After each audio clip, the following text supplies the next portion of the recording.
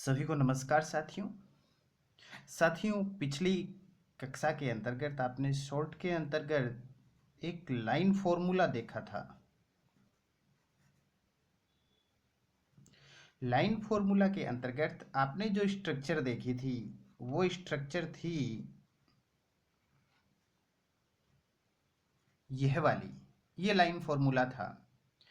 अब यह क्या है साथियों, केमिस्ट्री के अंतर्गत जब अपन इसकी बात करते हैं तो साथियों मैं इसका रासायनिक सूत्र लिखना चाहूँगा। कंपाउंड स्ट्रक्चर के अंतर्गत जब इसको लिखते हैं CH3CH2 का होल थ्राइस OH, ये साथियों इसकी कंपाउंड स्ट्रक्चर होती है। अब इसे एक और स्ट्रक्चर भी आप बना सकते हो इसकी, कार्बन कार्बन कार्बन कार्बन। आपको मालूम है ये कार्बन ये हो गया और CH3 तीन कार्बन ये हो गए। अब आप इसके जो बॉन्ड्स हैं खाली, इन्हें आप भरने का प्रयास कीजिए। साथियों यहाँ हाइड्रोजन, यहाँ hydrogen, hydrogen hydrogen hydrogen hydrogen hydrogen hydrogen.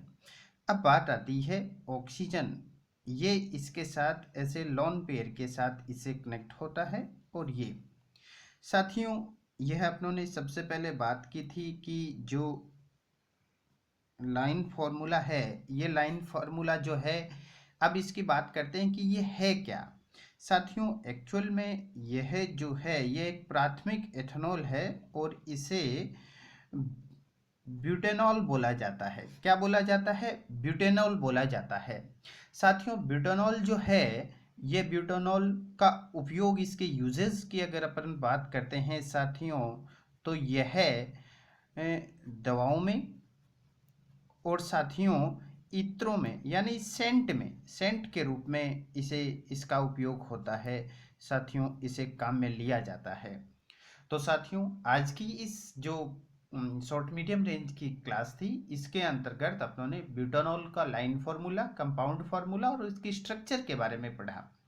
Next जो कक्षा होगी साथियों, इसके अंतर्गत अपन फिर कोई एक नया टॉपिक, नया केमिस्ट्री की कंपाउंड और नया कोई रसायन लेकर हाजिर होंगे। फिलहाल के लिए बस इतना ही। धन्यवाद।